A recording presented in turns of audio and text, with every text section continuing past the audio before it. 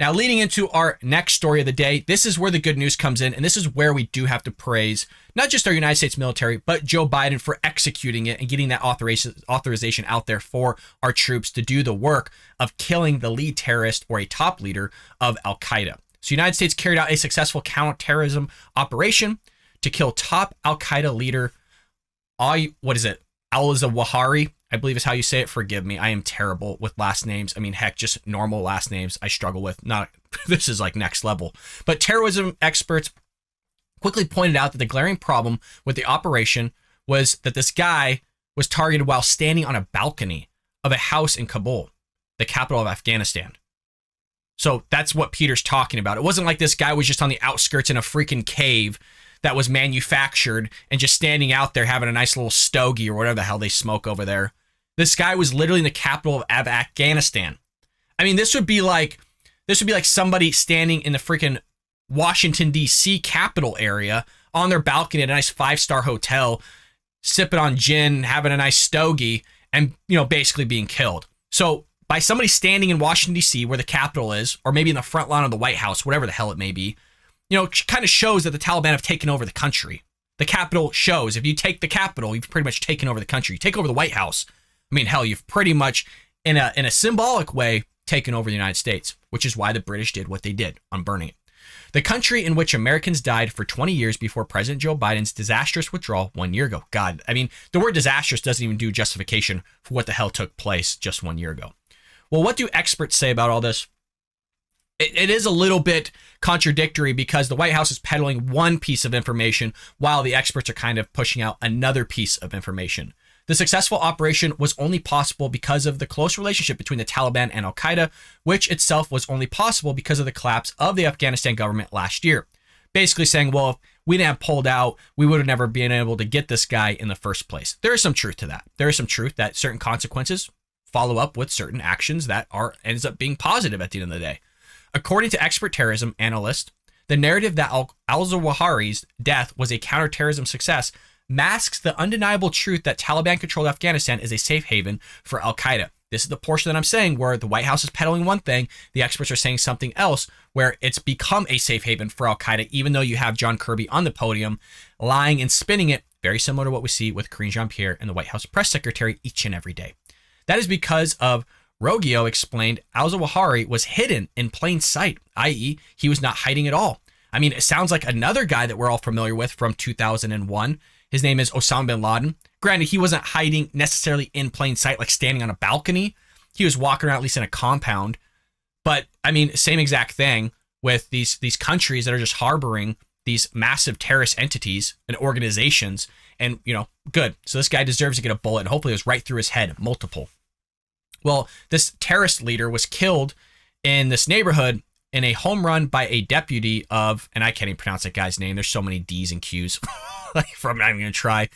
Well, this deputy is, of course, one of two deputy Taliban emirs, as well as the interior minister. Zawahiri could not operate in Afghanistan, particularly in Kabul, without the consent of the Taliban. He wasn't in the remote mountains of Kunar or other places, these distant provinces around the area. He was in the Taliban's capital. But remember, they didn't take over the country. According to John Kirby, that's not a safe haven whatsoever because we killed one guy. Again, I don't want to diminish us killing the guy. It's a big deal that we did, but you're kind of spinning this whole thing because you let an entire terrorist organization, an entity, take over an entire nation, but now you're going to say something else that's, oh, well, it's not a safe haven, even though we killed the main guy in the capital of that country. The tight-knit relationship between the Taliban and al-Qaeda is no secret. In fact, the United Nations reported just last month and disclosed that al-Qaeda leadership reportedly plays an advisory role with the Taliban, and the group remains close. Shocker. We're all shocked. We're all baffled. Oh my God. None of us are baffled. None of us are shocked that this is taking place. Just in the same way, John Kirby just said, you heard it in the last segment. Oh, well, we would have never thought that they would have taken over the country as quick as they did. What? What is that? Okay, first of all, what does that say about our intelligence? What does that say about our United States military in terms of counterintelligence or counterterrorism and intelligence? What does that say about them? That you were wrong that bad and nobody's going to talk about that? Or do we all think you're lying because we don't believe our counterterrorism and our intelligence is that bad? I tend to be the latter because I support our military. I'm not saying we get everything right, but damn, I mean, what a massive wrong that was if we were that far off where it's like, oh yeah, they took it in a matter of like a week. Let's not talk about that though. Let's peddle this other stuff where it's not a safe haven. So meanwhile, you have this terrorism analyst echoed these people's reaction by saying that al-zawahiri, after years of hiding and immense operation security, was killed on a balcony in a wealthy downtown neighborhood of Kabul. It just shows what a drastic sense of empowerment al-Qaeda leadership has felt under Taliban rule in Afghanistan. 100% correct. You have the balls to go out onto a balcony. Again, I'm talking about, you have Osama bin Laden, who was barely ever going outside. And if he was, he was shrouded.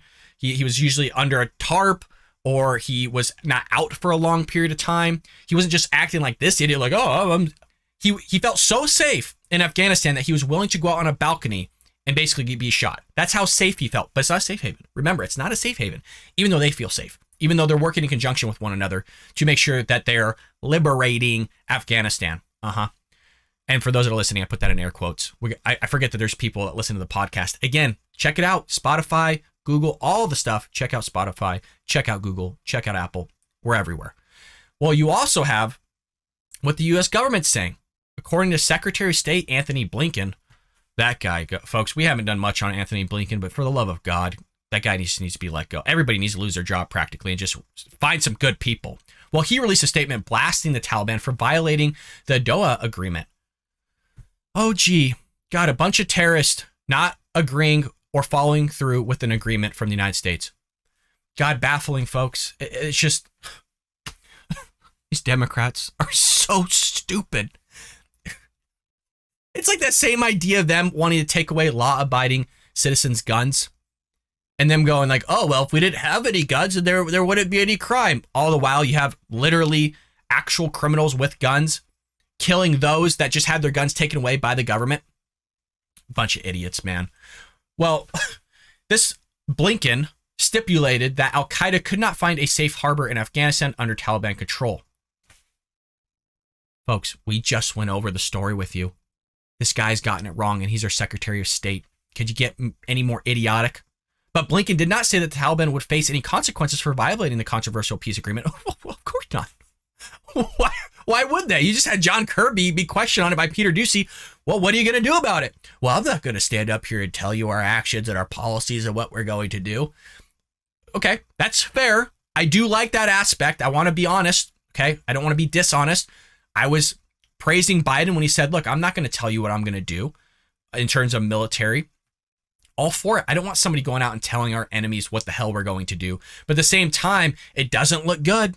It's not a good look when you're like, oh, well, they violated something. Well, what are you going to do about it? Well, I'm not going to tell you. It's just you put yourself in a bad situation by allowing somebody like Peter Doocy to follow up with something like that and put you in a shitty position where you can't give us the answer while things look bad at the same time.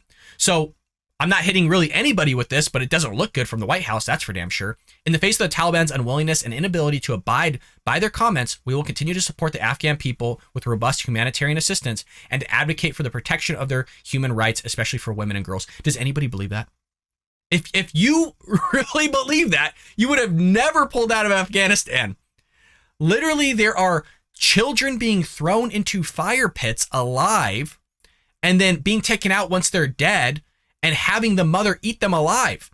You're telling me this is what you're all for, Democrat Party? You think this is a good idea? And I kept it kosher. That example I kept clean. If you're wondering where I got that example from, not necessarily maybe in Afghanistan during the present time, but it comes from Nikki Haley's book called With All Due Respect. Go check it out at your local Barnes & Nobles or Amazon. Support those that supported Trump and this great country.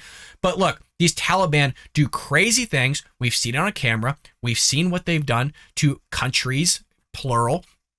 But no, it's now a safe haven for the Taliban, for al-Qaeda to work in conjunction with one another to create more cells and push those cells out in other countries. And now we have to sit and wait.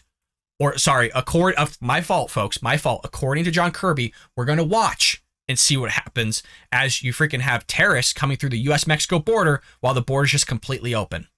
Go figure. Well, there you have it. Good on the president for authorizing this execution of this scumbag, this evil entity from being a top leader of the Taliban and al-Qaeda, working in conjunction with one another. I hope you enjoyed that clip from the Bald Brad Show. If you did, make sure to hit that subscribe button so you can stay up to date on all our future content.